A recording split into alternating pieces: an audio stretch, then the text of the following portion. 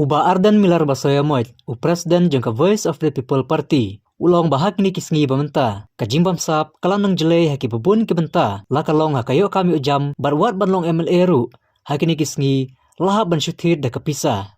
Ia kane, uba Ardent milar basaya moit ulong, haka general meeting kabanengkong jangka party, baru kajing penmam semai kenungkit kam, haka yingsa ajung halait kor ngaton umon. Ulong ru baka VPP kadeka party, kaban yakuni kini kejing bat banwan ra kejing kelai ke jela Meghalaya lengba ki matrekam baka party hak ni kasngi kala suj lashor. Voice of the People Party is an alternative to the people of the state. Nagam tagi tu ki pangimong ki baong ngim don latin le kuno hak jit uturujo hak jit ken yo bai pisah. Kani ken kadai kata alternative kani ken kadai kata kalat nagam tagi pai pa jongari bakin one shikmat. I am also sure that people of the state are longing for this to take place. Ngem artin kum ki nangam jong BPP baki pai baru kila up community ka bakum gani ka sngi bakan wanja bakan ni ka party ka ban wanra yaki mat ki basai ki nongrim ki baskam tang ban shi tho khana ya ka pisa. In these days when we want to become MLA we have to buy. Lahapan thied banlong MLA nrehadin ka election pat layo snow manta shrum sheneng ladalai kamnas kadon dagador ladalai kam pulit kadon lagador ladalai kam nahikai kadon lagador lahab shi thied segi pat pa ki kam ki jam hagi ni si adu kanu balong ga jisha ngatrai lada kamdon ga jisha kan mi ke jinge kren mo ban apply ki kam manta kam shong aga jinga jo usamla ni ka samla ka bai khun ndai ka shong kanu kidan pisa lamang kata ka jing jelai ka jing shlor juga bamsap kala nang shyrkhei kumbangila pen bana bat kumbangila ong hakapor ngila thawi kani ban thawi kani ka party baga thonga jingi kalong kumnu banon ra e kata ka jingla ka bishisha. As we have already stated when we announced the formation of this new political party, that our aims is to bring about a real and complete change in the governance of the state with a strong, clean and decisive leadership and also an all-round and an inclusive development. I am therefore very thankful to all of you for your willingness to be part of this effort to bring about change in the politics of the state.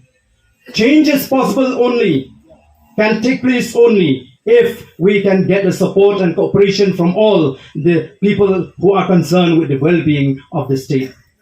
It is therefore the duty and responsibility of each and every right-thinking person to support this effort to bring a real and complete change in our state. Ngila kular mentang ngila ong bagi kwa banwan ra ya kata ka jingkala. Jingkala kanamla banwanra tang lingba jengi kisan ringot kiba play jit agani ka por ringkat tang bapi ringi hapan don ni ka jingit kli bani don benta namar kata daw nga ai kublay ba play one shakmat bani don benta agani ka jing sedang ya gani ka party kumaladak pan pamana dikinong karen ki bahmat kani ka dei tang ka jing sedang. This is just the beginning. This is just the beginning of our journey. Ka dei tang ka jing sedang jo ka jingat linti ka jingi hakani ka liang ba agani ka benta. We understand that we have to tread a very difficult path.